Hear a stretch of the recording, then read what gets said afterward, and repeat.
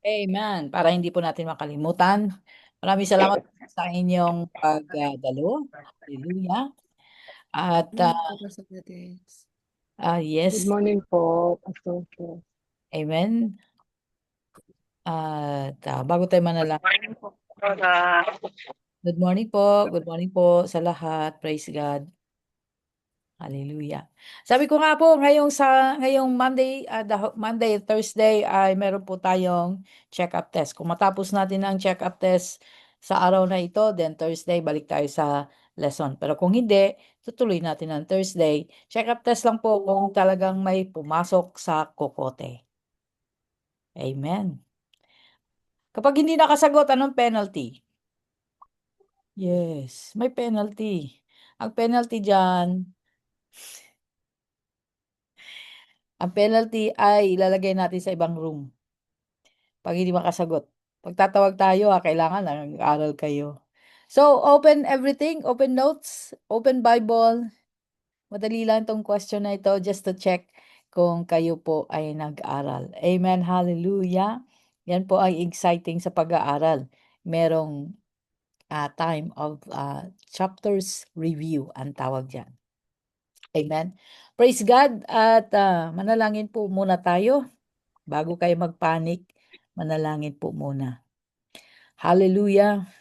Hallelujah. Praise God. Maraming salamat, Panginoon, sa gabing ito, Lord. At sa umagang ito na kami po ay muli ay nakadalo sa pag-aaral na ito. Lord God, we ask you, Lord God, to give us the Spirit. The Holy Spirit will cause us to remember all things that we have read. And even, Lord God, that we have discussed here in the book of Romans in chapter 1 to chapter 3 and throughout those discussions that we had, O Lord God. We pray, Father, that you will bring it to remembrance. And even so, Lord, that cause our eyes to understand, the eyes of our understanding to understand the questions and that we may be able to internalize. Help us, Lord, that as we go through this exercise, we we commit your words into our hearts. We would remember what you have said and what is written in the Bible. Father, thank you, Lord God, for the wisdom that you would pour out to each and every one of us. And that, Lord God, our point here is to learn and truly understand. Thank you, Lord, that we will achieve that this week. Thank you for each and every one. Strengthen us with your love. And thank you, Lord God, for all the trials and for all the things that challenge us today, that we remember that you said, O Lord, to live with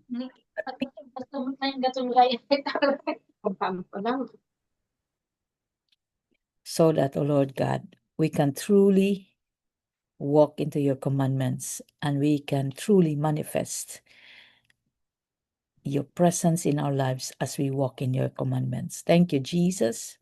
We bless you. In Jesus Christ's name, amen, amen, hallelujah. Okay, praise the Lord. At meron po akong 36 students sa gabing ito. Bakit kaya 36? Hindi pa sila dumating. Because we have been consistently 46. So, meron pang 10 na hindi po dumating. So, kailangan po nating makarating. Okay, thank you Lord God. At handa na po ba tayo? Meron po ba kayong mga tanong bago tayo mag Q&A? Magtatanong, ako po ang magtatanong, kayo po ang sasagot. Okay, praise the Lord. Kaya buksan niyo po ang inyong mga camera. Kung hindi naman sira ang inyong cellphone at o kaya ang inyong laptop ay buksan niyo po ang inyong mga camera. Praise God. Maraming salamat po at masarap ang aking kape. Wala po ba kayong tanong?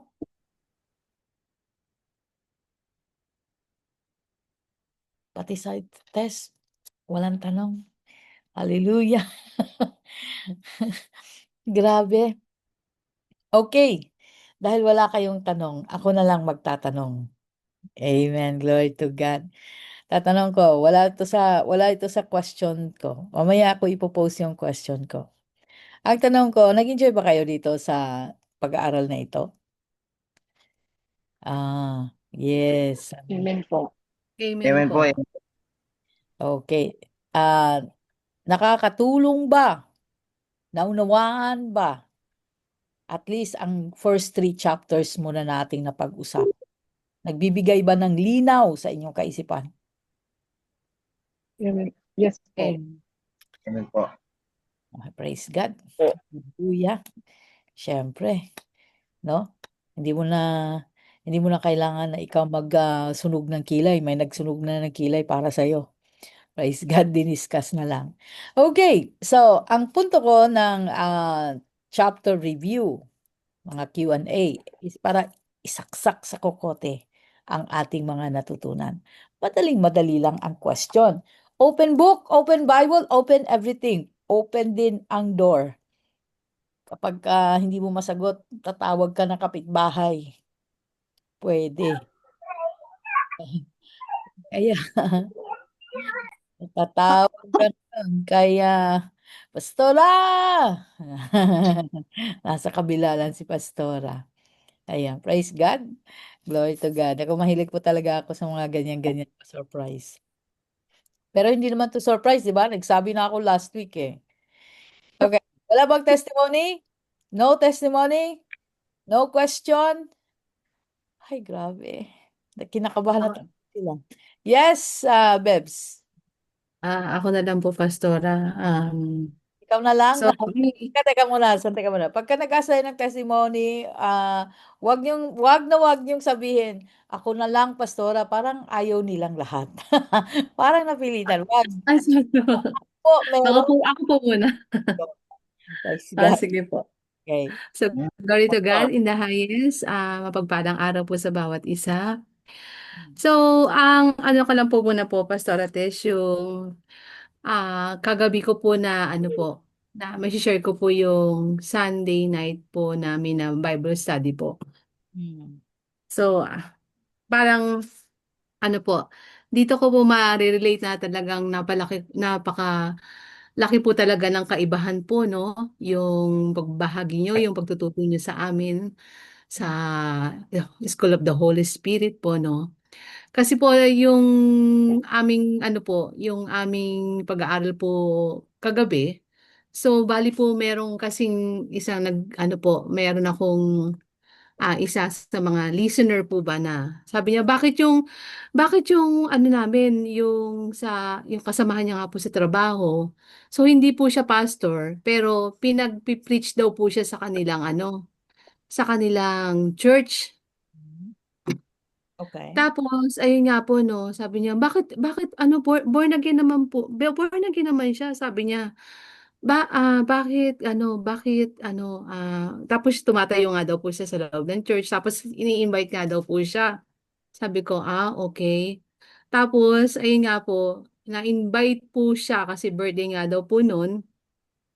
So, kumain po sila sa labas, then after po noon, nagkaraoke daw po. Kumbaga nagpunta sila sa ano po, sa isang karaoke box po. Nagkantahan nga daw po. Tapos, nag-inuman. Sabi ko, kasi before, nung sinundo ko po actually yung pinsan ko po yun talaga. Hmm. Nung sinundo ko po siya sa istasyon ng train, sabi ko, parang iba yung amoy mo, sabi ko sa kanya. Sabi ko, parang iba yung amoy mo hindi yung talagang yung natural pag nagkikita kami, sabi niya. Tapos pinaamin ko po siya. Sabi ko, sumama ka pa pala hanggang sa nagkantahan yung mga kayo, sabi ko sa kanya. Sabi ko, kasi ang lagi ko pong ini-explain po sa kanya, kailangan ko hangga't maaari, pumunta ka rito sa bahay ng maaga. At least prepare na po yung katawan niya po. Yung spirit niya, physically, prepare po siya.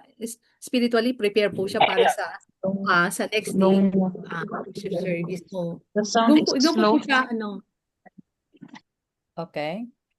Go ahead. doon ko po siya tinitrain ko po siya sa ganung bagay po, Pastor Ates. Kasi, kung ano po yung, ano ko, kasi yung, sinishare ko din po sa kanya kung ano po yung napag-aaralan ko. Kasi, hindi lang naman, sabi ko sa kanya, hindi naman, na tayo, ako nakikinig lang. Kundi kailangan, yung talagang application na.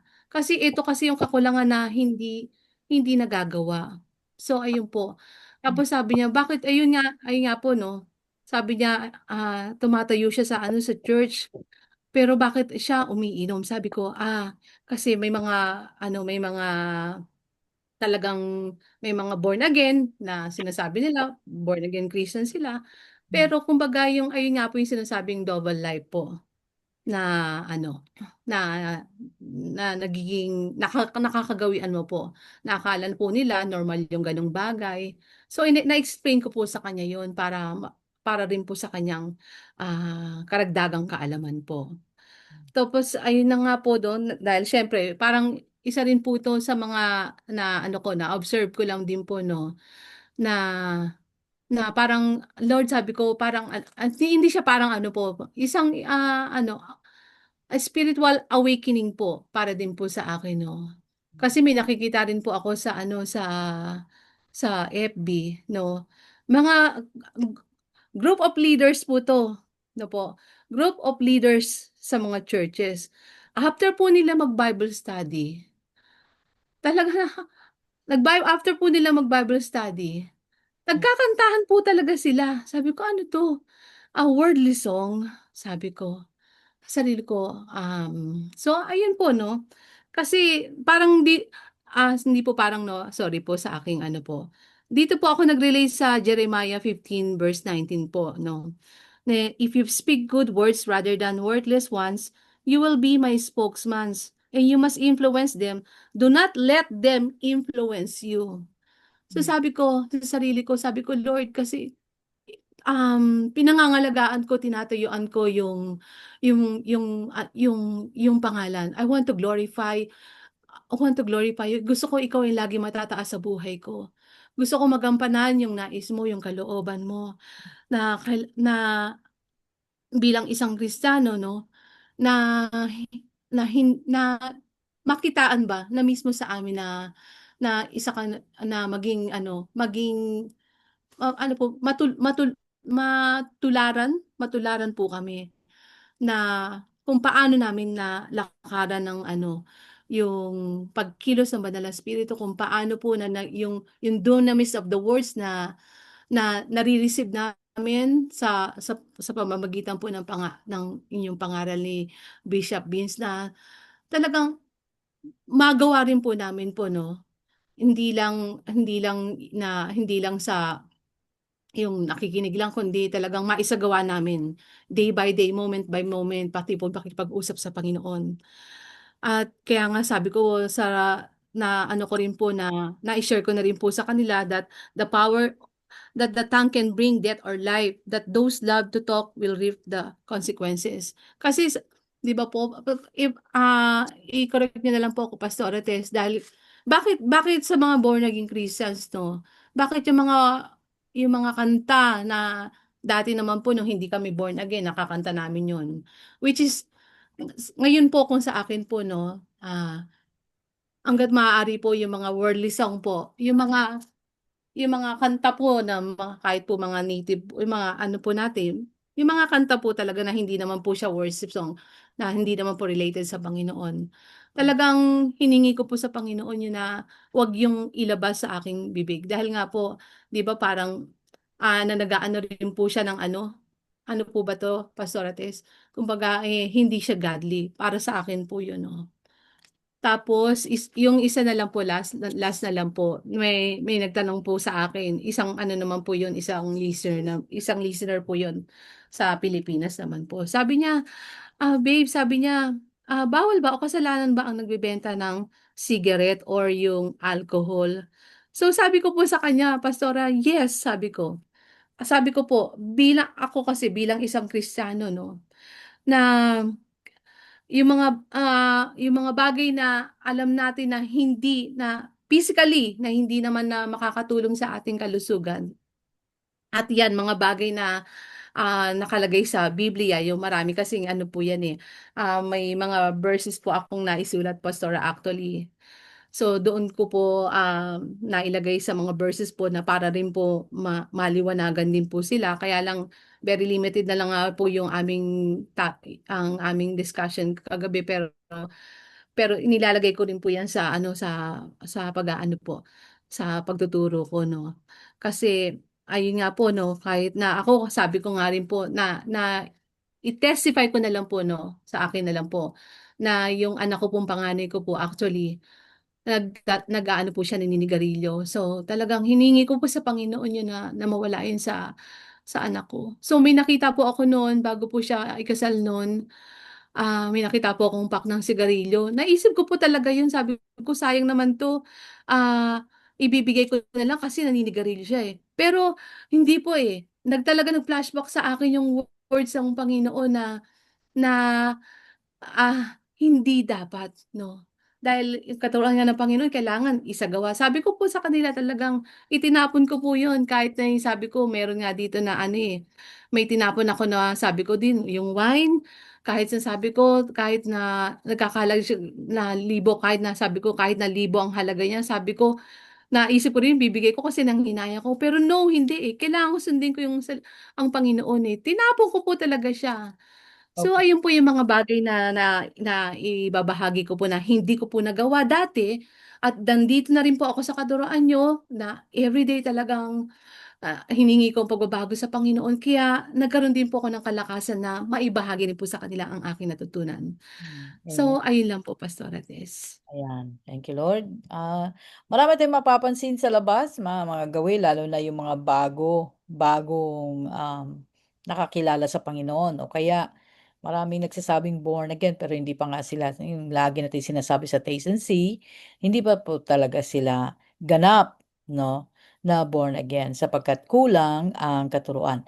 Let us be patient in teaching, but also persistent tayo sa pagpapakita ng tamang pamumuhay ayon sa Biblia. Persistent tayo. Patient tayo sa kanila, but also persistent tayo. Makita nila yung ating consistency kasi yun ang magpapabago, no?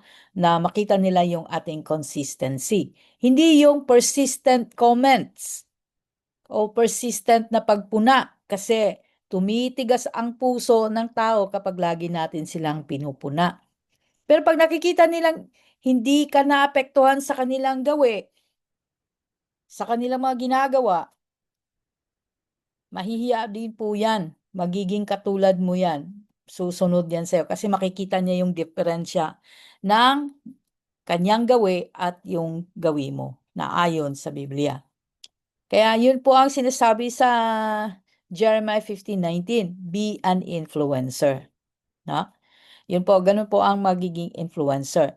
So, marami tayong makikita niyan sa ating mga binabahagian ng salita ng Diyos. I would say, be patient with them and be consistent in showing the right way, the righteousness of the Lord. Amen. Thank you, Bebs. Ayun, si Robert. Yes, Robert. Yun po, Pastora, mapagpalang gabi po sa inyo. Pastora, may tanong lang po ako sana. Kasi doon po sa ating pag-aaral sa chapter 2, tungkol kay Abraham yung nagpatuli. Matanong ko lang po, yung po bang di ba ho si Sarah ho, si Sarah ho is baog? Opo. Yung po pagkakaroon niya ng binhi, yung pagkakaroon niya po ng anak, ito po ba'y galing kay Abraham o galing sa Espiritu Santo, sa ating pong Panginoon? Espiritu po. Oo. Kumbaga, doon po yung ako nagkaroon po ng sa isip ko na kung si Sarah ho is baog at nagkalooban siya ng anak na galing sa ating Panginoon, tulad din ho ni si Sarah po is katulad din siya ni Virgin Mary na pinagkalooban ng anak. Ang pagkakaiba lang ho nila is yung si Sarah ho is hindi na po siya virgin dahil agak ay nagalaw na ho nga siya. Tapos si Virgin Mary po is dalaga, batang dalaga. Hindi po. Hindi po ganon, no? At Dito, dito po sa Genesis 18. Sa Genesis 18 po, ay bumisita po ang Panginoong Jesus, pero hindi pa po siya pangalan Panginoong Jesus at that time kasi hindi pa po ipinanganak. Even si Mary hindi pa pinanganak at that time.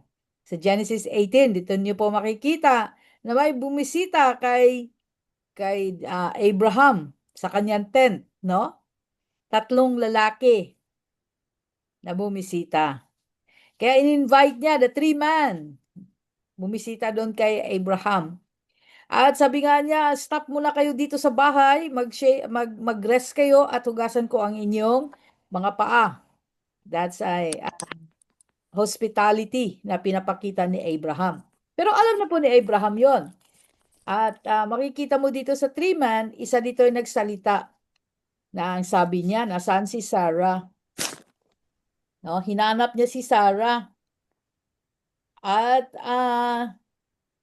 sa verse 9 ng Genesis 18. At sabi niya, nasa loob ng tent, sabi ni Abraham. Pero si Sarah, nung nakikinig siya na sabi nga sa isa sa kanila, I will return to you about this time next year, and your wife Sarah will have a son. Oh. So kung next year magkakaanak si Sarah, 9 months lang ang pagbubuntis. Hindi ko alam kung mid-year ba niya sinabi yon or fourth quarter of the year, tapos next year manganganak. Hindi ko alam, hindi natin alam, hindi naman sinabi dito, no? Pero, yun ang sabi niya na next year. Nang marinig ni Sarah yun, natawa siya, di ba? Kaya sa verse 13, sabi niya, ba't tumawa? Sabi niya ganon. Can an old woman like me have a baby? Sabi ni Sarah, matanda na ako. Magkaka-baby pa ba ako? Ano ibig sabihin ni Sarah? Baog na nga siya, patay na ang kanyang reproductive organ. Hindi na po ito, sa babae po, pag matanda na, hindi na po na yung nagpa-function. Okay. Iba na lang ang function nun, pero yung reproductive, yung pagbubuntis, yung hormones, wala na po doon. Nag-dry na po yun. Menopause. Kaya, sabi ng isa sa kanila, bakit tumatawa si Sarah? Ayan. Bakit niya nasabi yon? Magkaka-baby pa ba ako? Matanda na ako. Sabi sa verse 14, is anything too hard for the Lord? Meron bang mahirap sa Panginoon? Ang tanong ng Lord. This time, si Jesus na nagsasalita as the Word. Sa Old Testament, makikita mo si Jesus. Pero makikita mo si Jesus in every symbol. Dito, si Jesus as the Word. Bakit siya as the Word? Nako, sa SOM nito pinag-aaralan, no? Sa School of Ministry nila ito pinag-aaralan mga symbol. Ito simbolo ka to. Bakit? Kasi ang Word, according to John 1, basahin nga ninyo ang Word. The Word was John 1:1. Balikan na naman God. natin. Word was God. The Word, in the beginning muna tayo. In the beginning, the Word already existed. And the Word was with God. Was. Take note of the verb or the connecting verb. Was. The Word was God. The Word was with God. Kasama niya noon. And the Word was God. So now, He's no longer God. Tama ba? Grammar. Noon, kasama siya ni God. So, ibig sabihin, pag sinagsabi sa'yo, noon kasama kita. Anong ibig sabihin yan at present? Hindi mo siya kasama. Huwag ka malito. So, kung sinabi na, the Word was with God, kasama niya si God noon. So, at present, hindi niya kasama. Tama? Uy, nalito na. Nung Amen po. Jesus Jesus. Nung ipinanganak si Jesus sa mundo, sa New Testament, hindi na niya kasama si Lord. Kasi wala na siya kasama si God. Kasi bumaba na siya sa heaven. Pumunta siya sa earth. O, malinaw na yon. And the word Amen po. was God. Noon, kasama niya si God, ang word God din.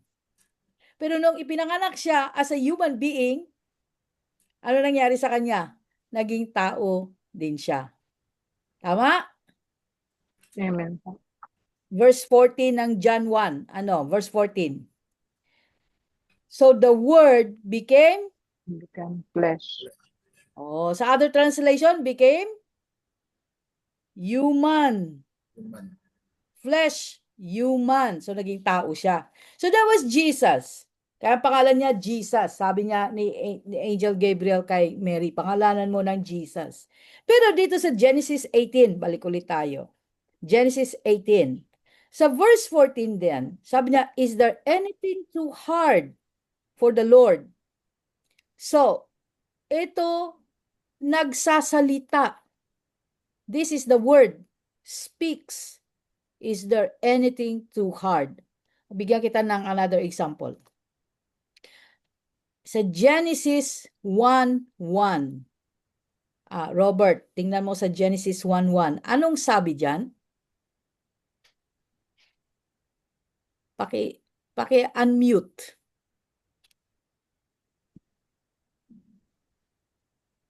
In the beginning, God's create heaven and earth. Aha. Now it was formless, empty, darkness over the surface of the deep, and spirit of the God was so over the water. And Okay. God said, And God, let let there be light, Ayan. And God said. Ano? and there was the light. And Okay. so the light was was good, and Yes. separate the light. Hanggang doon lang. Lahat ng yan, sinasabi niya, and God said. Di ba?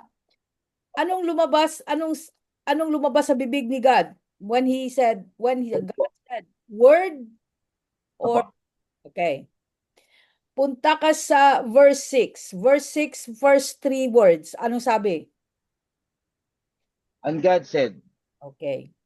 "There- What did he say in verse 6? let there and God said po, And let there God be said, both the let- water Okay. between the water, separate water from the water. Okay. So God, All right. And so that's God what made happened. Di ba? And that's what happened in verse 7. Tama? Yun Opo, ang nangyari sa yung sinabi niya. Verse 9. And God said, anong sinabi ni God? let the water under the sky and gather to the one place, and let dry ground appears. And it was so. Oh, and that's God okay. Thank you. Punta ka sa verse 29.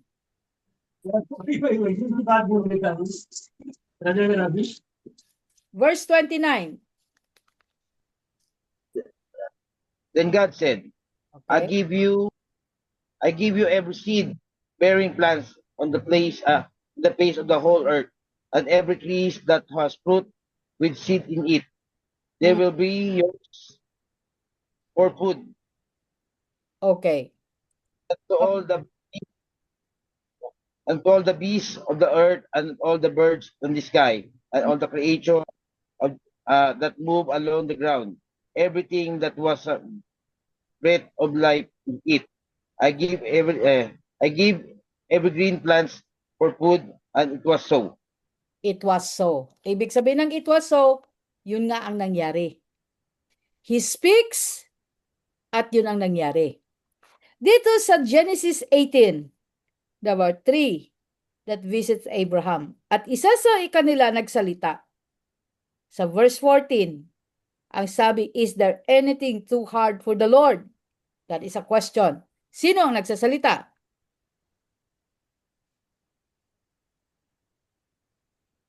And God said, Opo. Panginoon po, Yahweh. Jesus. The word, the word. The word. The word. Di ba? Yun yung, and God said, the word was coming out from His mouth.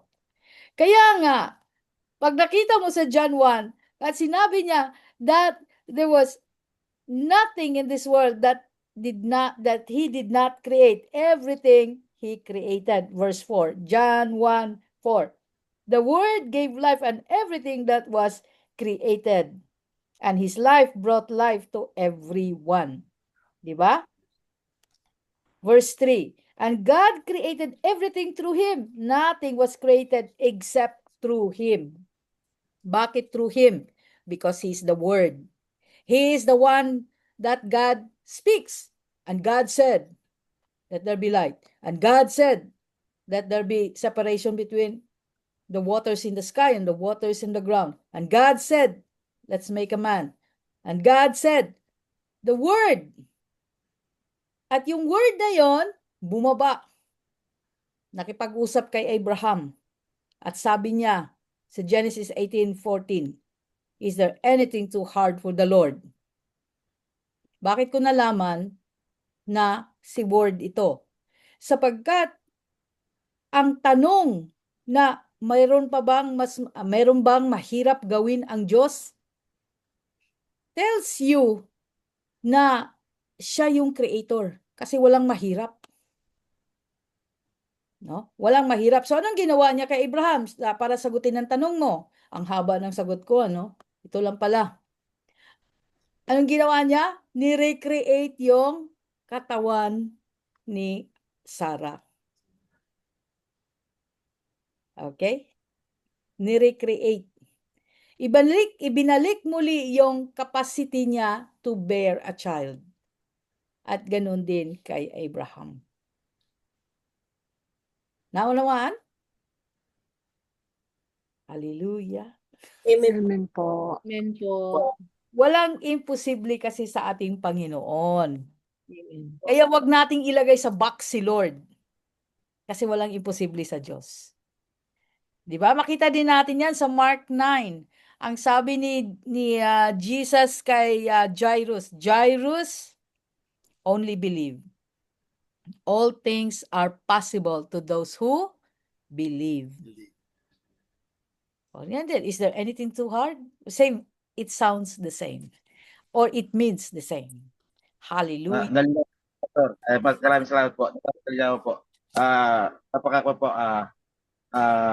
napaka po yung kanyang pardon dahil kaya niyang yung po ang patunay na kaya i-rebuild ng Panginoon ang katawan natin lalo pag may mga sakit.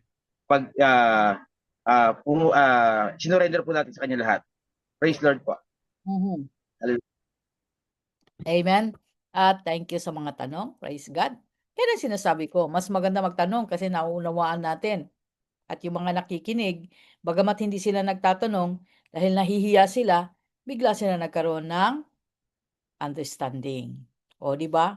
Wow, nag-increase ang aking popularity. Naging 54 viewers na tayo dito. Okay, thank you. At 54 viewers na tayo. Participants dito, mag-exam na ba tayo? Amen. Hallelujah. Thank you, Lord. Tons, magre-ready ka ha. Pag sinabi ko, lagay mo sa sako, lagay mo sa ibang room. Thank you, Lord. Huwag makulit. Hallelujah. Madali lang po ang exam na ito. Uy, hindi pa pala bukas ang aking test. Andali lang. Ayan, amen, amen. Glory to God. Hallelujah. Ay, huwag ka munang ayan. Open notes and open everything. Hallelujah. Nakikita niyo ba yung ko? Yung blank test ko? Nakikita niyo, no? Yes, Amen. Okay. Paano ko ba to? Ayan, paliitin mo ng konti para magkasya sila. Ayan. Okay. First off, this is a chapter review ng chapter 1 to 3. Unang tanong. I'll give you 2 questions maximum siguro. First, sa chapter 1. In chapter 1, why would God be angry if he knows that the human heart is wicked? Sa chapter 1, bakit siya magagalit? Nagagalit ba siya? Sabi ba ni Paul na nagalit siya? Oo. Anybody? Oh, from Abu Dhabi. Abu Dhabi. Bakit?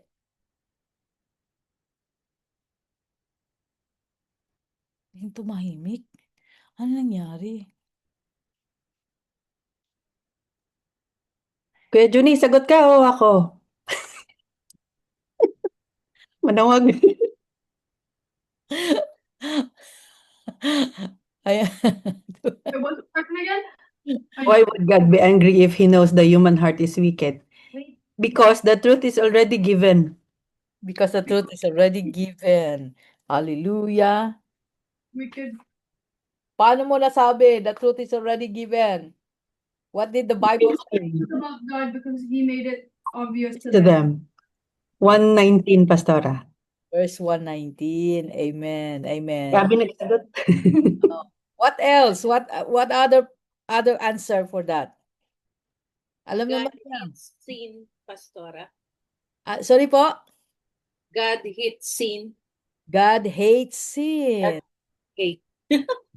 Mali. Bisaya yun. Galit si Lord. Galit si Lord sa kasalanan. Oo nga. Ano pa? Ang dami niyang sinabi sa chapter 1. Sa chapter 1. Marami siyang sinabi. He made it already obvious, totoo yon. And he hates sin, totoo yon. What else did the Bible say? Because God is righteous. Yeah, throughout the Bible it says. But we asked what is written. What did Paul say in chapter 1? Sa verse 20 po, Pastora, ang nakalagay po dun is his invisible qualities, yung eternal power and divine nature are seen in everything God made so that man will have no excuse for not knowing him. Yes, we have no excuse. Amen. At yan din ang sagot ni Abby kanina. We have no excuse because everything has been revealed.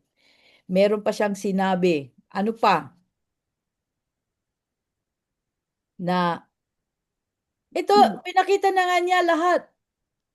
Ni-reveal na niya. By looking at the nature, you know that there is God. And he hates sin. Pero, anong ginawa nila? Na Sa karumal 21 po yan. Ano po? Sa 21 po, kahit na pinakilala niya na po yung sarili niya, yan po, kahit na kilala na nila ang Diyos, sila hindi pa rin pinangangaralan bilang Diyos. Hindi pa rin po siya pinangangaral bilang Diyos. Hindi siya Kumbaga ho, pinakalan. Yes. hindi pa rin nila tinatanggap. Kahit alam na po nila kung sino ang Panginoon. Yes. Tama. Praise God. There's another. Marami pa. Josie. Jocelyn. Sorry. Jocelyn. Nagtaas ng kamay. Sorry po, akala ko ako eh. Sorry, Jocelyn. Yun. Jocelyn. Sana po sa verse 25 ng Romans chapter 1. Yung sinabi po dito na dahil dito hinayaan na sila ng Diyos na sorry po. Tinalikuran nila ang katotohanan tungkol sa Diyos. At pinalitan ng kasinungalingan. Kasi po marami po kasing mga kahit alam na yung totoo, alam na given na po yung truth, but still choose to reject the word. Mas pinipili pa rin na kahit na alam mo na yung katotohanan tungkol sa salita ng Diyos, mas sinusunod pa rin po yung sariling kalooban or sariling pagnanasa po ng laman. Kaya galit na galit po ang ating Panginoon. Ayun. Okay. So, sinunod ang gusto. Praise the Lord. At sino pa dito? Because, teka, ang dami sumagot sa online. Okay. Thank you, Jo. Anuhin man natin ano nagtaas ng kamay, si Junie. Amen po. God get angry po because of the people wickedness, because they changed the glory of God, the glory of the living God, to the idols po sa mga hayop at saka mga reptiles. Amen. Pares ka ng sagot ni Brian at ni Jocelyn. Okay, si Julieta Marsan, ganun din. Si Joe, because there shows no reason to share the gospel. Pastora, kasi po, it's a failure to him na ang creation niya ay hindi naging perfect. Wow, that is an observation, no? Good observation.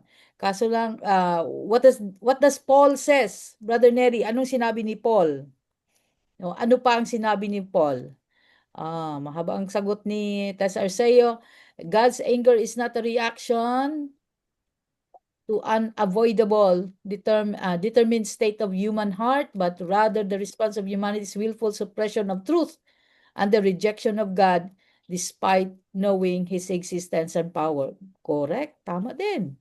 Praise God. Robert ay verse 31 daw, verse 31. Pinatigas ang puso. They refuse to understand, correct? Verse 23, instead of worshiping, yan, si Mika ito, they worship the idols, correct? Meron nang sumagot niyan, no? The man that looks like a man and anything in this world. Okay, verse 25, marami na pong nagsagot ng verse 25. Verse 24, 32. Dandan, anong sinabi na importante sa verse 32? Anong sinabi? Breaking the law? Breaking the law, no. Verse 32. Anong Although they know they God. Do Ha? not honor God? No. Yes po. Ano sinabi sa verse 32 na very important? They Blasphemy? encourage others po. They do them anyway. Ay, grabe. Si Dandan lang tinanong. Ay, sorry po. Blasphemy? Dalawa. Ayun na po. Sinabi na po nila. Sama-sama ko na. Ano, sige. Nasaan si Thank you Don? po. Si Don, narinig ko si Don. Anong sinabi? Importante sa verse 32. Ano Lang po, sabi? bubuksan ko po yung camera. Sorry po. Sorry po. Natapos lang po. Nakaupo lang po. Sorry po. Ay, sa 32 po, ito po yung they know God po, but instead po na sumunod po sila, they encourage others po na gawin yung ginagawa nilang samaan po. Instead, Yun. ano ba ang sinabi sa verse 32? Verse 32 po, they know God they know God justice requires that those who do these things deserve to die, Ha? yet they do them anyway. Worse yet, they encourage others to do them too. Ano ibig niya sabihin? Ang ibig niya po sabihin, instead na sumunod po sila sa Panginoon, God's justice requires that those who do these things deserve to die. Yet they do them anyway. Worse yet, ang ibig sabihin po, in-encourage pa po nila yung iba po. Nagsishortcut tayo doon. Opo. Doon dito tayo magkakamali mga kapatid ha. When you do the shortcut, hindi mo tinutumbok ang sinasabi, doon ka magkakamali. No? Doon magkakamali. Kaya halimbawa, nahirapan ka sa English, do the other translation. Kasi importante yung verse 32. Very important yung verse 32. Bakit? What makes it important? No love, no mercy. Yes, Pastora po. Yes po. Yun po ang sinasabi po rito. Yun pong mga alam nila yung righteous judgment ng Diyos, pero ginagawa pa rin nila. At the same time, nag-i-encourage pa sila para gawin din yun. Okay. Malapit-lapit na. Ang kulang na lang doon, alam mo na nga, yung judgment ng Panginoon sa maling gawain and yung gumagawa nun, ito importanteng mga detalye. Alam nila yung judgment ng Panginoon. Kumatay. At alam din nila na ang gumagawa nun ay deserving Kumatay. Okay, deserving death. Pero ginagawa nila.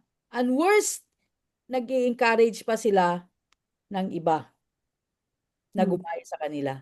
Yun ang importante sa sinabi sa verse 32. Kaya kapag hindi mo matumbok yon, mamimiss mo ang importance. They continue to do this. No? Mamimiss mo. Kasi nandun lahat, warning. Nandun lahat ng sinabi, alam mo na ito. Alam mo ang batas. At alam mo ang parusa. Pero matindi ka pa rin. Ginusto mo pa rin ang gusto mo. At ang pinakamasama sa lahat, nag-encourage ka pa. Ganun po ang pagbabasa ng scripture. Hanapin mo yung bigat ng sinasabi.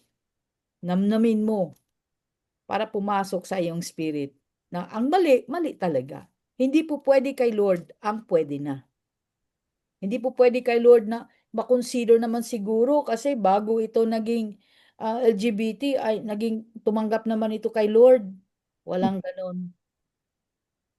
Walang ganon. Okay? O bago naman ito nagpakamatay ay tumanggap naman ito kay Lord. Wala ring ganon. Okay? So, ganon ka-importante nung alamin mo what was written. Okay, thank you Lord. Wow, praise God. At maraming sumagot. Matatalino itong mga estudyante ko. Praise God. Okay. Next question. Ready na? O meron pang ibang sagot, Jo? Sorry po. Nakatanda ko pala ng lower. Instead na sila po yung mag-influence, magbigay ng encouragement na ma-save, because nag-ano pa po sila, naging bad influence po. Yes. Parang pareho na rin po. Yes. Same, no? Nang nakasaad sa verse 32. Hallelujah. Okay. Next question. Yes, may Juni. Anong nagtaas ng kamay? Pastora, tanong ko lang po kasi nabanggit nyo nga po yung tungkol doon sa nag-suicide. Kasi meron pong relative yung misis ko na gano'n nga pong ginawa. Then, sa akin po, ang alam ko po talaga, pag nag-suicide na is talaga doon, condemnation na talaga, internal condemnation na yung ano niya eh. Pero, pinipilit po nila i-justify na kasi ang dinadahilan nila, ano ba yan, yung wala daw po siya sa sarili niyang pag-iisip nung ginawa niya yung act na yon. Oo. Kaya hindi na rin po ako nakapagtalo kasi wala po akong masyadong pero ang alam ko po talaga pag once na sinaktan mo sarili mo, there is the punishment talaga na it's against the law of God eh. Kaya hindi na po ako sa kanila masyado. Oo. Kasi hindi pa naman kasi marami pong hindi na nakakaalam na yung mga sakit na ganyan is spiritually inflicted. No? Spiritually influenced. Hindi po nila alam yon. No? Depression is a spiritual attack. Spirit po yan. Hindi po nila alam yon. Basta sabi ng doktor o si doktor na nagsabi. So, oo, si doktor nagsasabi, pero alam mo, what makes them become like that? They were created perfect. Well, bakit sila naging ganyan? Because of some influence ng darkness, ng kasalanan. Hindi nila matanggap yon. They don't know that. They don't know deliverance. They don't know that the devil can inflict sickness and disease sa mga pasaway. Hindi nila alam yon. Akala nila na pag born again ka na, untouchable ka na ng demonyo. That is another lie from the devil. Masyadong deceive ang mundong ito. Kaya hanggat hindi mo, hayaan mo lang muna, no? Kasi magkukos kasi ng offense yan kapag nakipagdebate ka pa. Anyhow, meron tayong teaching dyan sa deliverance, which is already available. Si Richard ay nag-compile siya sa YouTube, pero you have to ask na makasama ka doon sa list na you can listen. No? Kasi andun na, nakakompile na yung ating teaching dyan. Okay. Thank you. Thank you po, Pastora, Pastor. may tanong din po ako. May tanong din ako. Ay, sige. Si Nanay Raquel muna. Kasi po, dahil doon sa tinapik ni Brother Juni, naalala ko, meron po akong kilala na nag-attempt po ng suicide noong hindi pa po siya born again. Pero ngayon po born again na siya. Nag-attempt po siya ng suicide, pero hindi po siya namatay. Ano po ang tanong ko po doon, kasi hindi naman na namin yun napag-uusapan. So, ang tanong ko po doon, kung siya ba ay kailangan, hindi ko lang po alam, hindi ko siya natatanong kung yun ay naihingi niya ng kapatawaran sa Diyos. So, paano po yun kung halimbawa hindi niya naihingi ng kapatawaran? Kasalanan, Paano po yun, Pastora? kasalanan pa rin po. Kailangan pa rin po niyang humingi ng tawad patungkol doon. Siguro naman yung nagbahagi sa kanya ng salita ng Diyos ay nasabi po yon. Bahagi na basic yan eh. It's a basic thing. No, na ihingi natin ng tawad ang mga nangyari sa buhay natin na bago natin natagpuan ng Panginoon. So, siguro nabahagi sa kanya yon at naipag-pray nila yung prayer of repentance. No? At kung hindi, magmamanifest po ulit yun. Madidepress po ulit, may mangyayari na naman, na mga ganyan. Pagka may mga manifestation ng ganon, ang ibig sabihin, hindi pa po naihingi ng tawad. Sabagay. Wala naman po akong nakikita sa kanya gano'n na meron siyang depression, na meron siyang mga gano'ng So, siguro nga po na ihingi na niya ng kapatawaran. Opo. Normally, nangyayari yan during the prayer of repentance po. Ayan. Praise God. Thank you po, Pastora. Sige. Meron pa po magtanong? Pastora, may tanong po ako. Ako, Pastora. Sino yun? Si Jonalyn? Ay, di si Jocelyn at saka si? Ako, Pastora. Ay, Jocelyn, sandali lang. Sino itong nagtatanong? Hindi ko makita. Yeah? Di ko makita, Bibi. Ako po, Pastora. Yes, Jonalyn. Jonalyn, no? Di ako. Bakit di mo makita, Bibi? Marites Tala po, Pastora. Si Marites. Marites po. Sige po, Marites. Sige po. Hindi ko makita din eh. Ito po yung tanong ko. Itong tanong na ito dito sa first question mo na yung bang verse 32, yun ba yung pinakasagot sa tanong na ito? Anong yung nakalagay na yung tanong mo na why would God hindi po. Marami pong sagot, no? Kaya sabi ko that is marami pong sagot. Okay. Kaya lang, ang verse 32, meron po siyang mahalagang sinabi. Na ano yung sinabi sa verse 32, hindi nakikita sa ibang verses na sinight.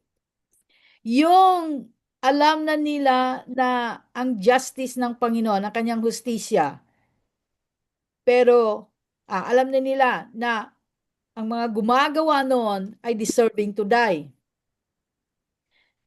Pero ginagawa pa rin nila. Ang pinaka-worst dyan, nag-invite pa sila, nag-encourage pa sila ng iba. Na ang ibig sabihin, Pastora, na kahit alam nila, sila takot na gawin yun. Opo, wala po sila talagang takot. Ganun ba yun? Na wala silang takot. Wala po silang takot. Okay po, Pastora. Yes po. Okay. Isa pang tanong ulit, Pastora. Okay po. Isa pang tanong. Sige po. Need ba talaga, required ba talaga ang lahat ng mga born again Christian need ba mag-clearance? Choppy. Need ba talaga ng mga born again Christian? Ang deliverance. Kailangan ng deliverance. Yes po. Yes.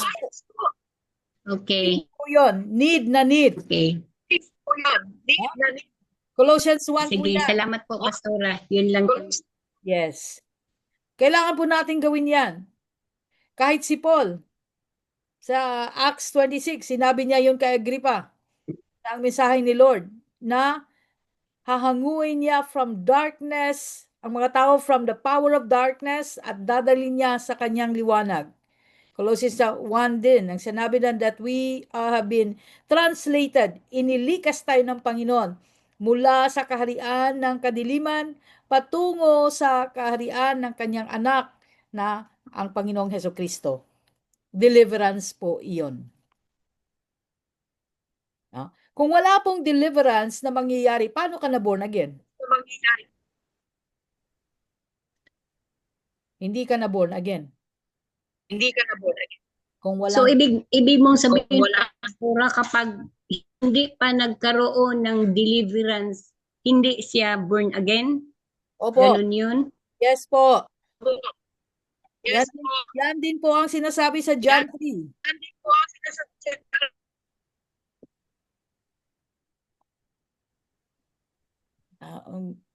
Nagsichapter. Kasi yung ibang mga churches, wala silang ganun. Yung mga ganyan. Kaya pala hindi din sila nababago.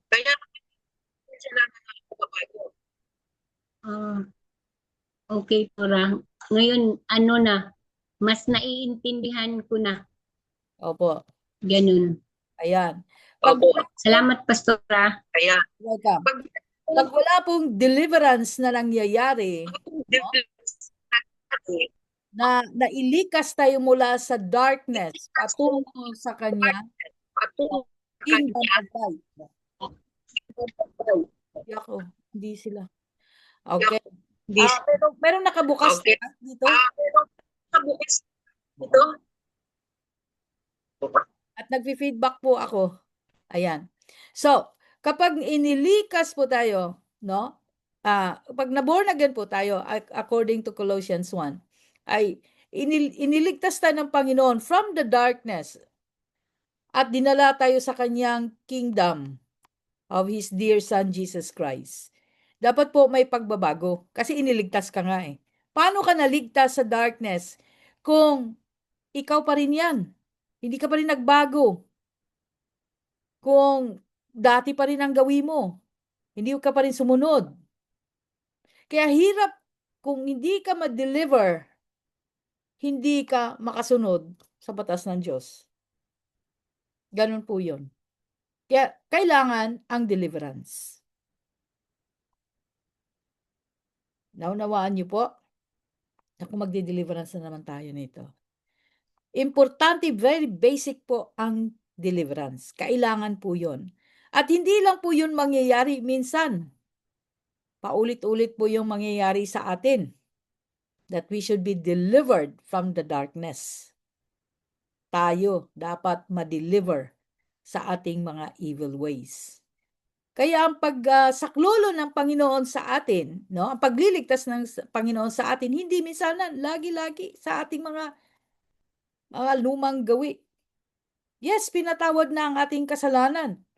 Pero yung pagliligtas sa atin, may tinatawag na sin at may tinatawag na iniquities. Yung paulit-ulit. No? Iniquities. Yung sin, yung kamatayan, yung pagkakasala ni Adan at Eva, iniligtas na tayo ng Panginoon doon. Pero yung araw-araw nating pagkakasala, yung ancestral na itinuturo sa atin na mga mali, kailangan nating ma-deliver doon. Kung hindi, ulit-ulitin din natin yon. Hallelujah. Kaya nga ang blood ni Jesus will always deliver us as we call upon the Lord truthfully, sincerely. No? Mahabang pagtuturo po yan, the power of the blood. sa deliverance din po yan. The power of the blood. Praise God. So kung hindi ka pa na-deliverance, kaya naman hindi mo kayang sumunod sa salita ng Diyos kasi hindi ka pa nga na-deliver. Paano yun? Tumanggap na ako. Yeah, tumanggap ka, dineclare mo lang, pero hindi mo tinuloy. Sinabi mo, si Jesus ang Lord and Savior mo, pero ayaw mong magbago, hindi mo tinuloy yung sinabi mong siya ang magiging Lord at Savior mo. Hindi mo tinuloy. Kasi pag sinabi mong Lord and Savior, Lord, ang ibig sabihin ng Lord, may-ari siya ng buhay mo. May-ari siya ng lahat na meron ka. Binili ka niya, pag-aari ka niya. Ang lahat ng meron ka, pati yung health mo, katawan mo, isip mo, property mo, mga anak mo, pag-aari niya. Lahat-lahat. Yan ang ibig sabihin ng Lord. Siya ang nagmay-ari sa iyo. Savior, manliligtas. Pero ang ginagawa natin, sinasabi natin, He is my Lord and Savior, pero tayo pa rin ang nasusunod. Hindi natin siya pinapasok. No? Teka muna. Mute po, mute. Nasaan na to? Hallelujah. Kaya yun po na makikita natin na we struggle in these things kasi hindi pa nga tayo na-deliver truthfully. Ang deliverance mga kapatid, hindi lang po minsanan yan. It is, as long as you live, you need to be delivered. Okay. As long as you live. Kaya po na kung gusto na talaga natin na, kaya ang sabi ng Lord, live a holy life. Kailangan, for us to live a holy life, kailangan tayo ma-deliver all the time sa ating mga maling gawi. Naunawaan na po yun? Okay. Thank you, Lord. Thank you, Lord. Malalim ang kahulugan. Opo. Naunawaan niyo po ang kahulugan. Opo. Naunawaan po ang kahulugan. Amen po. Pastora, may tanong pa ako isa. Paano po kung mismo ang pastor hindi pa nakaranas ng healing and deliverance? Yung deliverance talaga, paano po kung ang katuruan ng ibang mga pastor ay hindi sila naniniwala doon sa deliverance? Naku. Paano yun? Ang ibig sabihin po noon ay ganun yun ang mga tao. No? Ganun din po yun ang tao sa paligid niya. So kapag ganun din po ang mga tao sa paligid niya, in bondage po silang lahat. Kaya naman po makikita mo ang mga pastor na hindi naniniwala sa healing and deliverance ay kung ano-ano na lang po pwede sa kanila. Hindi po sila makasunod sa batas ng Diyos. No? Ikaw man mismo makapansin yan. Kasi ngayon ko lang talaga na unawaan. Ang dami. Mahigit na ako 20 years. Ang dami ko palang dapat malaman. Hindi po kayo nag-iisa. Marami po. Marami kami. Marami kaming walang alam. Ayan, praise God. Sige. Salamat po, Pastor. You're welcome. Ayan. Mute na lang po. Feedback kasi yung mic ko. Ayan. Thank you. Meron pa po bang ibang magtatanong? O sagot? Yes po. Go ahead. Yung katanungan ko po is, di ba, the reason why Jesus nga nagpakamatay siya sa krus is to save the humanity. Kapatid. So, paano po yung excuse me.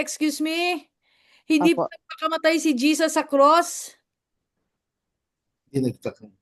Siya po ay ipinako pero hindi po siya Sorry, nagpakamatay. sorry po. Opo, sorry, sorry. Yun ang nagpakamatay sa krus. Okay po, i-rephrase ko na lang po. Yun Okay. po yung reason yung kaya si Jesus namatay sa krus Hmm. is to save us. Yung gusto niyo sanang i-save yung sangkatauhan. Paano po pala yung mga baliw po? Is there any chance na for example, meron po tayong kamag-anak na baliw? Ang hirap din kasi nun bahagi na ng salita ng Diyos kasi hindi naman po nila maunawaan. So paano po ba yung process po nun? Kailangan po ba munang i-deliverance sila or yung katulad ng ginawa ni Jesus na dineliver niya muna yung isang baliw bago ano po? Paano po ba yung pastor? Hallelujah. Alam mo, alam mo yung baliw, spiritually speaking, they are possessed by an evil spirit. Yun talagang maliwanag. Totoo po yan. Tingnan mo, pansinin mo yung baliw, may kausap lagi. No? Because they are surrounded, they see the things in the spirit, pero darkness nga lang. They have been possessed. Prayers are powerful to break it. Kailangan matutuhanan mong mag-pray. And dito si Mildred, nandito pa si Mildred Sembrano. Si Mildred Sembrano, mayroon siyang 2 kapatid na mayroong mental problem, nabaliw. Pero na-break yun sa ating teaching ng deliverance. Niluhod niya sa Panginoon. And now, normal na sila. Wala pong mahirap sa Panginoon. If you are willing, kailangan mo po talagang iluhod sa Panginoon yan. Pero kung ini-imagine mo lang, paano kaya yun? Ang hirap nun. Sa isip mo, mahirap talaga yun. Kasi kababasa lang natin si Sarah, sabi nga niya, tanda-tanda ko na, paano kaya yun? Ano sabi ng word? Is there anything too hard for the Lord? Kaya dito the test of faith. Kaya nga si Mildred Sembrano, naging life change pilar yan. Bakit? 20 years nang baliw ang kapatid niya. Nung sumali siya sa deliverance, sa school of deliverance, na-deliver yung kapatid niya. Parehong 2. Nagkasunod-sunod ang miracles and intervention ni God sa buhay niya. Hindi lamang yon, nag-breakthrough siya na sunod-sunod. At na single parent siya pero napaaral niya ang mga anak niya at meron pa siyang abogado. So, yung mga bagay na yon, na-prove niya na God is here. So, nag-commit siya to become life change. Kasi ang teaching ng life change proves na set free ang kanyang 2 kapatid, nag-breakthrough ang kanyang pamilya, kanyang mga anak. There is nothing impossible sa word ni God. So, yung tanong mo, nasasagot yan sa pamamagitan ng panalangin. Taimting panalangin. You have to battle it in prayer. Ayan ha. Kaya yung mga nagsasabing nagpakamatay kasi sila ay wala sa tamang kaisipan. Wala nga sila sa tamang kaisipan. Ikaw na nanunood, did you pray? Did you battle it? Ikaw na kasama niya. Yun ang problema po. We cannot bring Jesus in our situation kasi hindi natin siya kilala. Kala lang natin kilala siya. No? We must bring Jesus sa ating bahay, sa ating sitwasyon. We must bring Jesus to solve our problem. Nasa kanya lahat ng kasagutan. Amen. Hallelujah. Ayan. Ayan. Tingnan mo dito. Sabi ni Mildred, baloy din dati ang ate ko gaya ng sinabi ni Pastora, prayer is powerful. No? Karanasan niya ito eh. Dahil nagkaganon sila dahil sa parents namin, may nabali silang batas. Salamat sa katuruan ng TSMD and life change na bago ang buhay namin. Praise God. Prayer is very powerful. Kailangan po nating ilaban sa panalangin. Kaya nagtuturo tayo ng deliverance. Kasi ang deliverance will truly set you free. Ang deliverance po ay biblical. Si Jesus nga nagde-deliver eh. Nakakandak siya ng deliverance sa ministry niya. Bakit natin inaayawan yan? Kasi hindi natin alam ang power ng deliverance. Kaya tinuturo natin. Kaya gusto ko matuto yung mga taong tinuruan at mga mini-mentor natin. Actual deliverance. O yung pastora mo, alam niya yan. No? Kailangan matuto din kayo dyan. Rev Mercy. Turo sa mga leaders. Silang magkandak. No? Yung mga practice, kayo lang, practice. Kailangan. Kasi, Christian who doesn't know the power of deliverance, you become weak. You don't know what hits you. You don't know what's happening to you. You are weak. Ayan, praise God. Okay, next question, Jaylee. Good morning po, Pastora. Yes po, Jaylee. Ang dami po ng information, parang nakalimutan ko na yung tanong ko. Di ba, Pastora, di ba po, yung body ni Christ at saka yung blood ni Christ is available for all or para sa lahat niya yun po ginawa. Ang sacrifice niya para sa lahat, yes. Tama po. Yun po bang yung hindi patunay na talaga nakakakilala kay God, na tumatanggap ng communion, pero yung parang tumanggap lang ng communion, okay, tapos wala lang. Yung Christian na tumanggap ng communion na parang wala lang din po. Hindi pwede. Tumutugma po ba yun sa question nyo sa number one question na why would God be angry if He knows the human heart is wicked? Ang question ko dito sa number 1 ay yung discussion ni Paul sa chapter 1. Yung tanong mo na hindi sila umaayon sa kabanalan ng anong tawag diyan? Anong tawag doon? Breaking bread, no? Kasi covenant po 'yun, covenant. Remembering the covenant. Ano ibig sabihin? English kasi ito, ano? Remembering the covenant. Pag-alala sa kasunduan.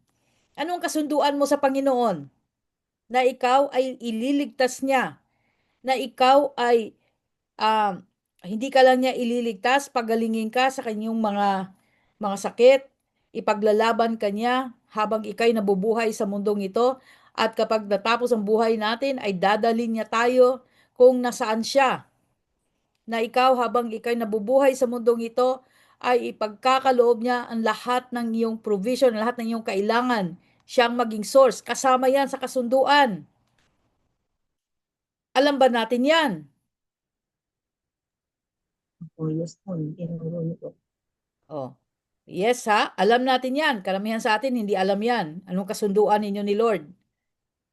Kaya naman, kung hindi tayo aware sa ating kasunduan at nakibahagi tayo doon sa saro at tinapay na baliwala lang, basta mag-partake ka lang, basta kasama ka lang, hindi mo naisip yung kasunduan na yon. Ano sabi ni Paul sa Corinthians, ano bang Corinthians 2nd or 1st? Sabi niya na tayo ay nagkakasala. Nagkakasala tayo sa katawan ng Panginoong Hesukristo. Bakit ka nagkakasala? Sapagkat hindi mo inaalala ang kahalagahan ng kasunduan na yun. Oh, natahimik na naman tayo. Ang ibig sabihin ng inyong katahimikan, hindi niyo alam ito. Ngayon, sabihin niyo sa akin, born again ba kayo? Kailan kayo na born Amen again? po. Hindi pa. Kailan kayo maging born again? Oh, nag-religion lang kayo. Ay. Kasunduan, lahat ng sinabi sa Biblia ay buhay, totoo. Pag nandito kayo sa teaching ko, matuto kayong basahin ang Biblia na ito'y parang sulat para sa'yo, kasunduan. Para lakaran mo ito, matakot ka sa lahat na nakasulat dito. Gawin mo sa buhay mo pag hindi ka mag-breakthrough. Amen. Thank you po, Pastora. Praise God. Okay, wala nang tanong. Thank you, Lord. Isang question. Oh, yes. May isa po. Sige. Hello po.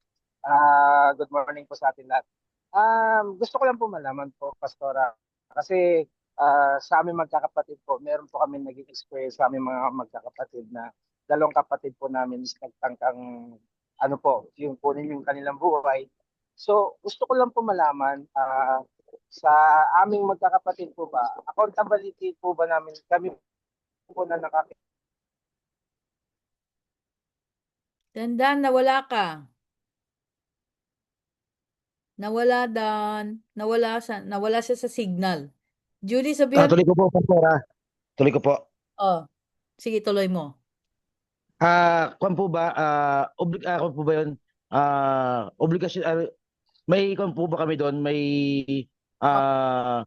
pagkakamali, ano si kung po yung bang kwan, mayroon kayong obligasyon na dito nagawa nila is nagkamali kami, paano dito, kailangan din po namin silang hikayatin or nagkamali rin po ba kami doon? Okay. Nagtangka silang patayin ang kanilang mga sarili. Okay. Alam niyo ba yung mga nag-suicide ay meron po yung udyok mula sa spirit of murder. No? There is a spirit of murder na nagsasabi sa kanila na patayin ang kanilang sarili. They're not in that right mind kasi yung spirit of murder is constantly nagging in the ears ng tao. So, yun ang nangyari. Kayo na nakilala na sa salita ng Diyos, you have the obligation from Deuteronomy 29:29. Sinabi ko na ito. All secret things belongs to God, but the things revealed belongs to you after the third and fourth generation, so you can be accountable to do them. Accountable kang gawin yon. Yung sikreto ng Panginoon in the kingdom, as you listen to the Taste and See morning devotion at sa teaching dito, nabubuksan yung kaisipan mo. That is revelation. Being revealed. Secrets of the kingdom that has been revealed to you. So, anong gagawin mo doon? Ibahagi mo sa iyong kapatid na kung saan ay na-oppress ng spirit of murder. So, doon mo ibahagi sa kanya. Hindi lang mo siya basta binahagian at tapos na. Your accountability goes even deeper in your prayer, interceding for your brother. Kailangan mong gawin yon na mapalaya hindi lamang siya, pati lahat ng miyembro sa pamilya mo. Bakit? Ang sabi doon, up to the third and fourth generation. Ganun kalalim yung accountability na yon. Kaya nga sa mga anak natin, mahalagang ituro ang batas ng Diyos dahil ito ang utos ng Panginoon sa Leviticus 6 na ituro ang batas ng Diyos sa loob ng bahay. Para yung mga demonyo sa bahay, lumayas. Hallelujah. Praise God. Bakit? Paano sila lumayas kung ituturo mo? Kasi susundin nyo yun. Kapag sinunod natin ang batas ng Diyos, walang magagawa ang demonyo kundi lumayas. Yes po. Huwag niyo pong sarinlin ang mga natutunan ninyo. Ibahagi niyo po yan sa inyong pamilya. Ayan, ibahagi. Huwag matakot sa pagbahagi. Huwag matakot sa mga kutya ng mga tao. Huwag na matakot sa mga insulto ng tao. Ito ang pangako ng Diyos. Matthew chapter 5:11. When they persecute you because of me, rejoice. And rejoice exceedingly. Bakit ka natuwa? Ikaw na nga kinutya. Because great is your reward in heaven. Oh, di ba? Kaya hindi tayo nagpapa-apekto. Dahil yung encounter mo with the word, ikaw naka-encounter, hindi sila. Di nila alam yun. Pero ikaw na-encounter mo. O, di ba? Kayo naman. You have the accountability to share the gospel. Thank you, Lord. O, may tanong pa? Nasagot ba natin? Kadabos Brothers. Amen po, Pastor. Sorry po, nawala po yung net ka. Yes. Meron pa, Dan? Wala na. Wala, yun po yung accountability po na sinasabi niyo. Kasi po, actually, nung nangyari po yung incident na yun, wala pa sa amin na kakakilala sa Panginoon. Even si nanay po nung time na yun is deboto pa po ng baklaran. Pero po nung nakakilala po ako sa Panginoon, yun na po yung talagang desire na talagang inano ko na talaga sa kanila noon. Sinimulan ko nga po kay tatay, pero talagang rooted po kasi yung nanay at tatay rooted po sila sa independyente po kami dati. Aglipayan po. So medyo po. Tapos meron po kaming relatives, yung lolo po namin, which is nagbabasa rin po siya ng Bible. Kabisado niya yung Bible, but ang nakikita ko po pag nagagalit sa amin yung 6 o'clock pag dadasalin kami, si Abakita po yung yung picture ni Abakita, yung punong pari po nila, at saka picture po ni Jose Rizal yung pinagdadasalan. Kaya medyo po ako noon, kasi talagang po yung namin sa sa balingkaturuan talaga. Mulat po talaga sa balingkaturuan. Pero po nung nakakilala nga po ako sa Panginoon, laging yun po yung burden ko po hanggang ngayon po, kasi yung dalawang kapatid po namin sinasabi nila, medyo mahirap pa rin pong pa rin pa sila sa mahirap silang encourage. Pero eto po si Robert po, mas malakas ang nito sa akin, kaya ang ko na kay Robert, prayer po, sinusuportan ko ng prayer na lang, kasi sila po yung nandoon, sila yung nakakasama nila ngayon palagi. Kaya to God be the glory po, kasi na nung nakakilala po sa Panginoon ng bawat isa sa aming magkakapatid, andyan na po si nanay, na talagang pati po yung mga Barbie doll niya nawala na po sa bahay. Hallelujah. Kaya to God be the glory po. Amen. Praise God. Sige lang, tuloy lang, tuloy lang. Mangyayari din yan, no? Pagka sa Panginoon, we'll always be the winner. Kaya sige lang, tuloy pa rin. Huwag matinag. Because makinig ka ng Taysan C, iparinig mo ang Taysan C. Ilagay mo sa speaker, parinig mo, no, sa iyong kapatid.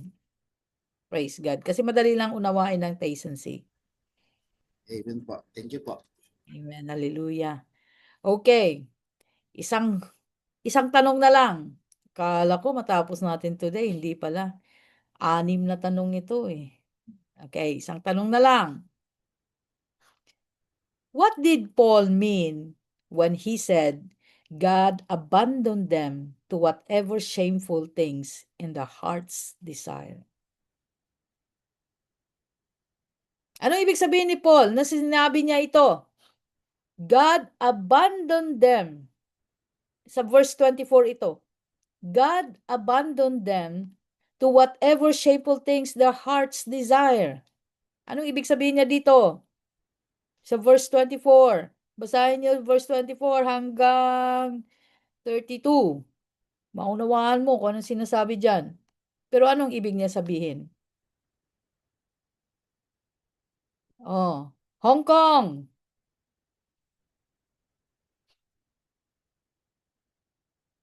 Tahimik ang Hong Kong. Hallelujah.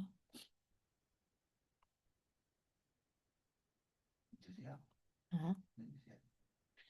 Andito ba si Amo? Pasagutin mo kasi Amo. Ayan. Anybody? Anybody from Hong Kong, Japan, Taiwan, Canada, USA? Sino pa mga hindi ko natawag? Brunei. No. Anybody? Pastora. Sabay naman ay isa. Raise ng hand para makita ko. Si Jelly Lazaro. Ano ang sabi? Pastora, sa sobra-sobra na po kasi yung kasamaan na ginawa ng tao. Bali, ang creation po kasi talaga ni God is man and woman. Sa pagkakaunawa ko po, yun po yung talagang ipinagalit din ni God. Kaya sa sobrang pagnanasa or kahalayan ng mga tao, hinayaan na lang niya hanggang sa kung ano yung gawin nila. Dahil yun nga po, man and woman ang tinreate niya, hindi naman po yung nangyayari talaga ngayon. Same sex.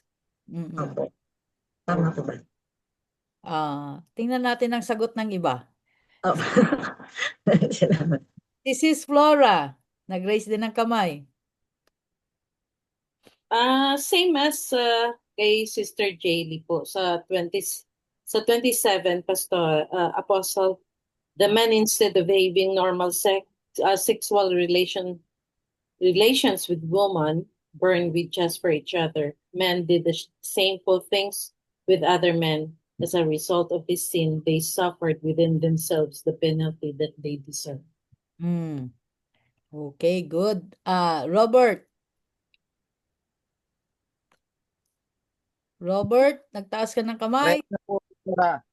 Kaya nakasulat po dito, sa 27 nga po, ang hindi nila may iwasan ang parusang kanilang minsay gawain. Yun po yung kamatayan. Okay. Ngayon, may follow-up kasi itong question na ito. Yung sinasabi niyang i-abandon na niya, is it referring to the specific kind of people?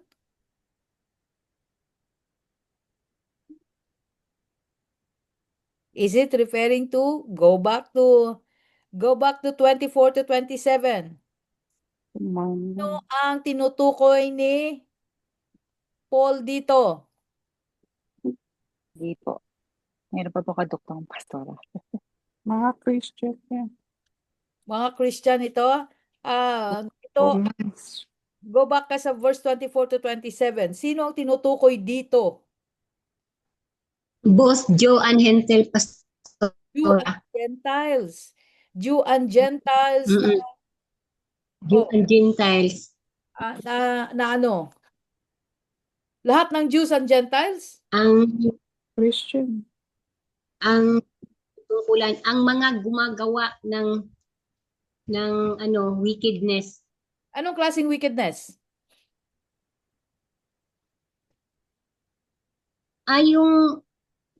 Yung bang tinalikuran, yung pagtalikod nila sa katotohanan ba, Pastora, na kung saan alam nila yung utos pero paano nila yung mali. I see. Ganun yun. Kung baga, ang kasabi dito ni Paul, it's a warning to those who do those things. Okay. Sino Para, nag-agree? oo. Sandali. Mami Marites, nakuha ko na po ang point nyo. Sandali lang po. Sinong nag-agree kay Mami Marites? 25 din. Sino po? Kung hindi po kayo makapagsalita, pwede nyo pong isulat. Nakaabang naman ako dito sa mga messages. At si Robert, sabi niya, LGBT po. Si Nanay Marites, ang sabi niya, Jew and Gentile, lahat sila. Saan ang iyong iba? Lahat po ba? Lahat po ba ang tinukoy dito ni Paul? Tora, yung mga Hindi po. alam po na ng shameful things. Katulad nga po yung LGBTQ na imbis na kasi 'di ba Pastora, create nga tayo as man and woman at ang purpose man at saka sama. Pero ito pong mga taong ito na ano po sila ng last nila sa kapwa, yung same sex. Sinong gumagawa nun? Yung mga LGBTQ nga po. LGBTQ. LGBTQ. Kulang ka ng G. Opo, basta yung po mga yung sa same sex po ang preference nila. At the same time, yun po yung mga sumasagot sa mga ginawa ng kamay kaysa sumamba sa tunay na Diyos. Okay, thank you. Now, ito pag binasa niyo yan, ang verse 24 to 27, specific po dyan si Paul. No? May tinukoy siyang grupo. Yes, maaring Hudyo, maaring Hintil. No? Hindi po nationality ang tinukoy ni Paul dito kasi identified na po natin ang nationality na pinag-compare niya, Hudyo at Hintil. Ibig sabihin, ginagawa ito ng mga taong napabilang sa gumagawa ng same-sex relationship. Sexuality. No? Yun po ang sinasabi dito. Na nabandonan niya sa kanilang kagustuhan man yung gawin nilang gusto nilang gawin. Dahil hindi na nila tinatanggap ang Panginoon. No? Hindi po ito sa kung anumang grupo ng tao. Specific po siya dito. Okay? Naunawaan niyo po ba? Yes.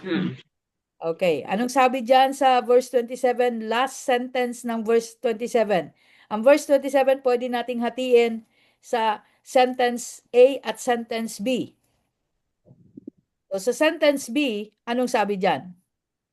Sabi dito, Men committing what is shameful and receiving to themselves the penalty of their error which was due. There is a penalty they deserve. The penalty due. They suffer within themselves. Nangyayari na ito sa kanilang sarili mismo. Ang penalty they deserve. Yung penalty ng kanilang ginagawa, they are currently suffering it within themselves. Hindi na sila hinintay. Hindi na sila hinintay na mamatay. As they do it, now, they are suffering with that penalty as well. Yan ang tinatawag na buhay ka pa, nag-suffer ka na sa consequence ng iyong ginagawa. Yeah. Okay. Praise God. So, tingnan po natin lahat ng context kasi. Lahat, sinong pinag-uusapan dito? Meron ba itong specific na tao na pinag-uusapan o grupo ng mga tao? Nationality ba ang pinag-uusapan dito? Siguradong hindi nationality ang pinag-uusapan dyan. Sexually. Sexually moral. Yan. Praise God. At Ituloy po natin sa Thursday sapagkat oras na po tayo. Hallelujah. Marami po tayong topic na pag-usapan. Pero ito, I really like the way you answer kasi you are engaging yourself to the every question, no?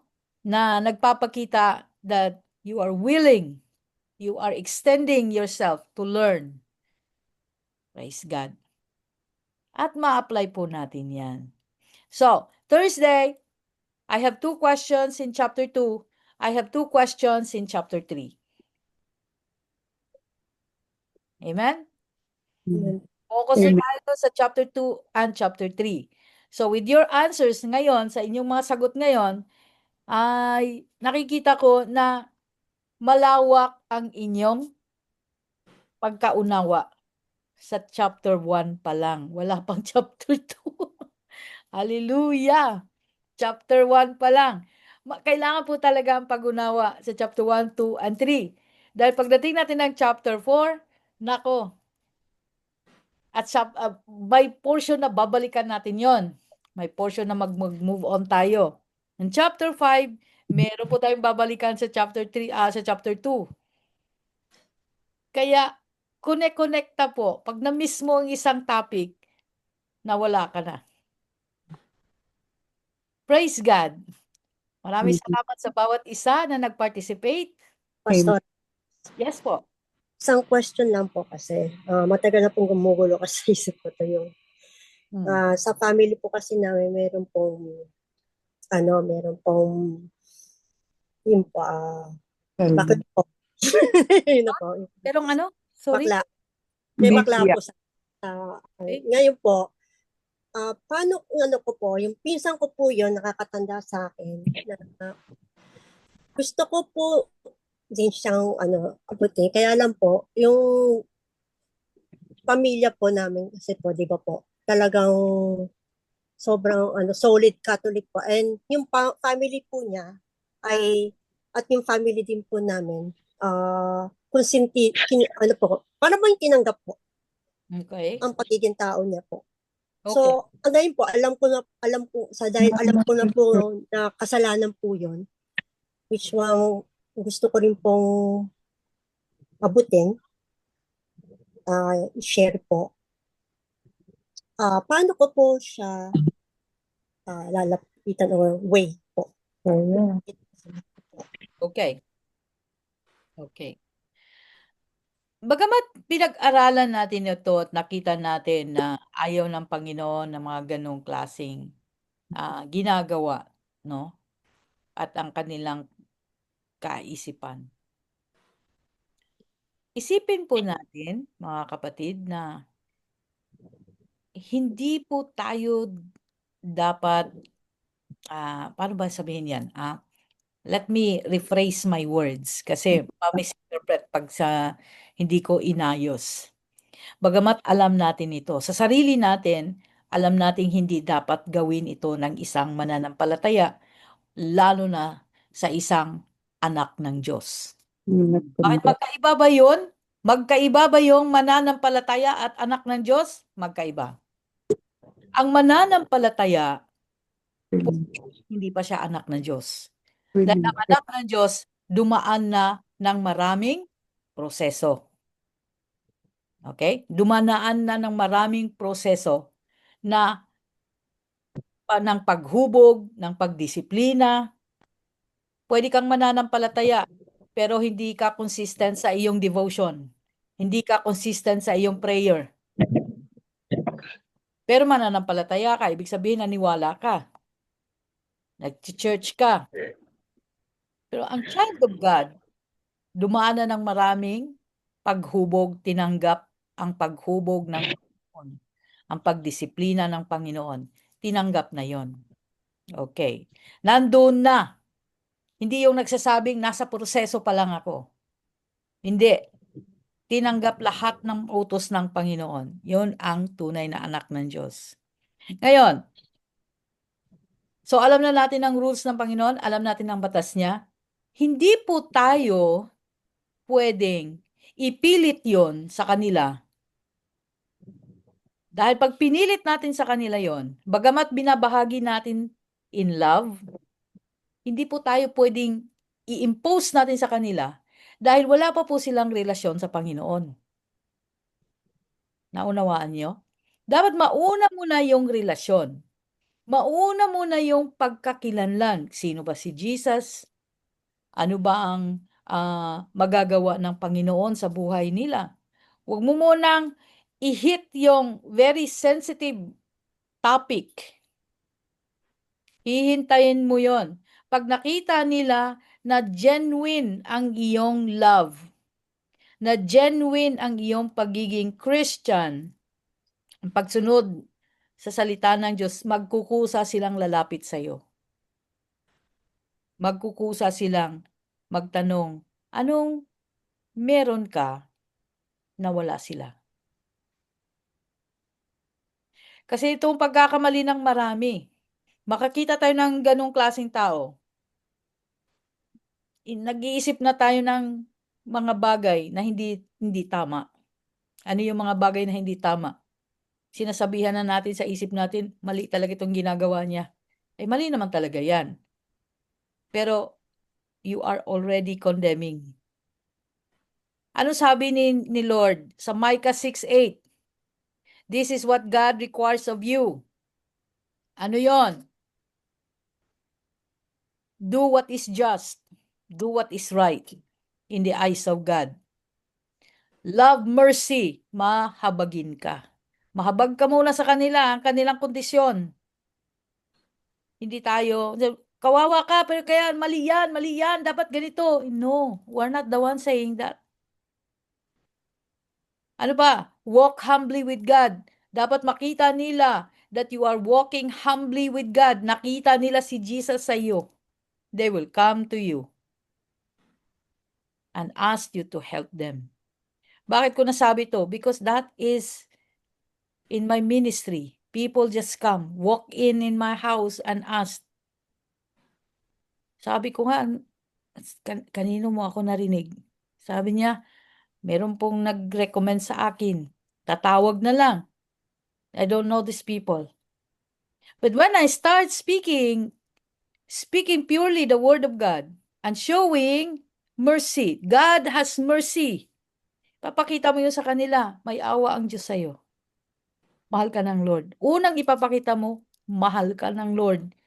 You have to show it. Na mahal sila ng Lord. Pero sa atin, na mananampalataya at anak ng Diyos, lahat ng batas ng Panginoon, hindi natin pwedeng baliin.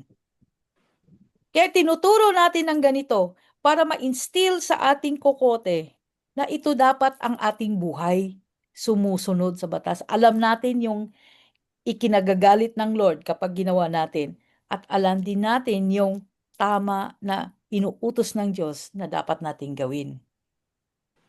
No? So, itong teaching na ito, i-apply mo sa buhay mo. Pero yung mga taong nasa labas na may ganitong problema, i-apply mo ang mercy and love. Naunawaan.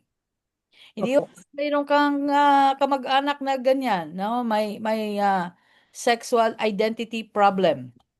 Sabihin mo na, magbago ka, kung hindi, maimpyerno ka. That's condemnation. Hallelujah. Sinasabi natin, wala kang patutunguhan, galit ang Diyos dyan. Baka ikaw ang galit. Galit ka na ngayon. Kilala ba nila si Lord? Ano problema? Yung Lord na kilala nila, hindi Lord na kilala mo.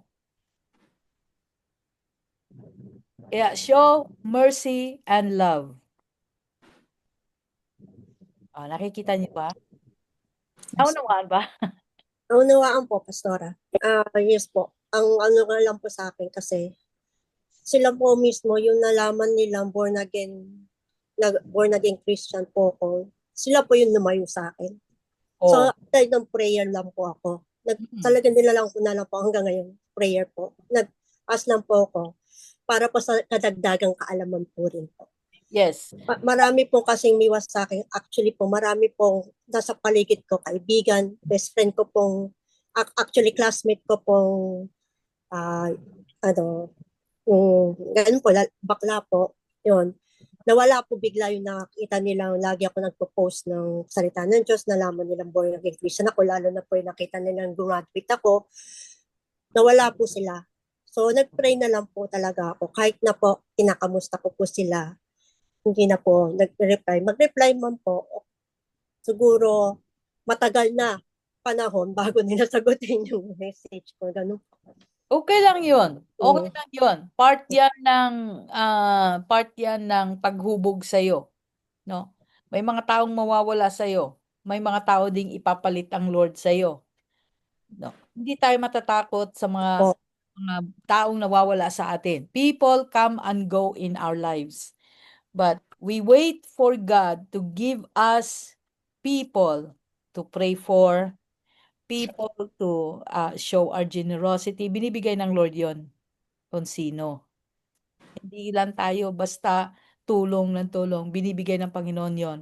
Kung sino yung tutulungan mo, kung sino yung pakikitaan mo ng love and mercy, ibibigay ng Panginoon. At meron din siyang ihihiwalay sa'yo because they don't help your faith level by level until na mag-increase ang iyong faith, mag-increase ang iyong pag-unawa sa salita ng Diyos, mag-increase ang fruit in you, then pagkakatiwalaan ka na ng Panginoon on all kinds of walks of life ng mga tao.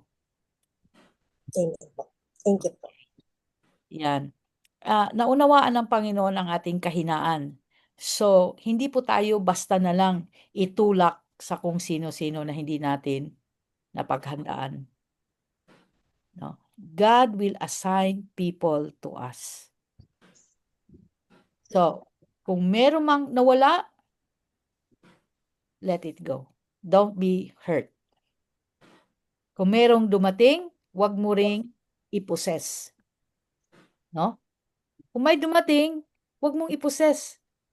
Yung parang, siya na lang, ito, wag ka mawala ha, wag ka mawala dito. Parang hindi ganun. Wag nating sakalin. But the people that are brought to you, these are the people that you need to exercise what is written in Micah 6:8. To do justly, to love mercy, and walk humbly with God. Yun ang ipakita mo. Tatlo. To be just, to be merciful, and be humble before God. Dapat makita nila sa iyo yun. Sa inyong lahat. Praise God. Thank you po, Pastor. So, meron pa pong tanong? Ako po may anak na tomboy. Okay. Ganda po. Pero lumayo po siya sa Diyos. Pero ngayon, nakita ng anak ko yung pagbabago ko. Ngayon, nag-share ako ng gospel sa kanya at sa mga kabaro niya. Salamat po sa katuruan niyo, Pastora Tess. Praise the Lord. Yan ang sinasabi natin. Wait for them to come. Wait for them. Kung nakikita mo, hala, lumalala sila, lumalala. Don't panic. Keep praying. Pag lumalala, lalong matindi ang panalangin mo. One day you will see how God will turn them around because you pray. No? Because you pray. Kaya, very powerful po yung words ng 1 Samuel 12:23, kung saan sabi ni Samuel, ayokong magkasala sa pagtigil ko ng panalangin sa inyo. Huwag nating itigil ang panalangin. Dahil magkakasala tayo niyan. Praise the Lord. Okay. Sige po. Pero itigil ko na po ito ngayon kasi sobra na po ang ating oras. Hallelujah. Ayan. Nakapagpa-picture na ba tayo? Tapos na. Tapos na. Thank you, Lord. Buti Tons, walang nakalipat sa kabilang room, no? Hallelujah. Wala bang nakatulog? Lahat gising? Thank you, Lord. Okay. Ito po ba ang tunay na bilang natin ngayon? 55?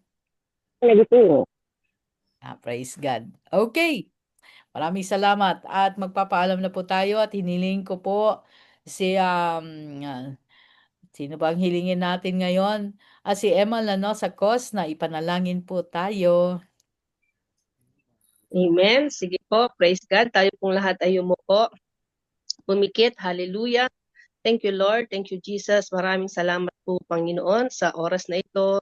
Lord, sa bawat natutuhan po namin, Panginoon, mga kaliwanagan, Panginoon, sa mga katuruan, Lord, na itinuro po sa amin ng iyong lingkod na si Pastora Tess. Lord, salamat po sa buhay niya, Panginoon, na patuloy niyo pong ginagamit. Salamat po sa pagpapagal po niya, sa pagpapaliwanag, Panginoon, sa amin.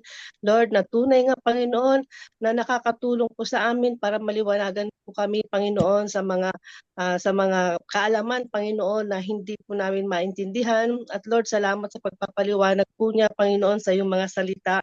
At Lord, patuloy pa, Panginoon, na dalangin po namin.